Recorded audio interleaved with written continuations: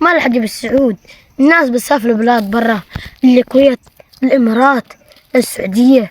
اما العجب الفلوس دي من فين حق بالسعود؟ اشتغل بيهم واجيب لي عربيه. اما الناس بتحط لها في البحر تلافى فلوس. انا عايز اجرب الشغلانه دي حق بس. الناس فاهمة غلط، فاهم الواحد اللي يسافر الكويت ولا السعودية ولا أي دولة برا، فهمان يبغى يروح يجيب زي ما أنت قلت، يحط يده في البحر ويجيب فلوس. تعرف بيشرب المر عليه شقى وتعب وذل وإهانة تجعل الغربة سهلة. تعرف اليوم بعيد عن عياله، بعيد عن بيته بالدنيا كلها. دي في ناس أبوها بيموت، أمها بتموت، أختها بتموت، هي تحد عزيز عليها بيموت، وهو مش قادر يجي يحضر الدفن ولا قادر نمشي ورا الجنازة. الناس دي بتجيب فلوس ازاي؟ فكروا ايه أدت وايه تعبت وايه حست ايه بعد عن عيالها وناسها.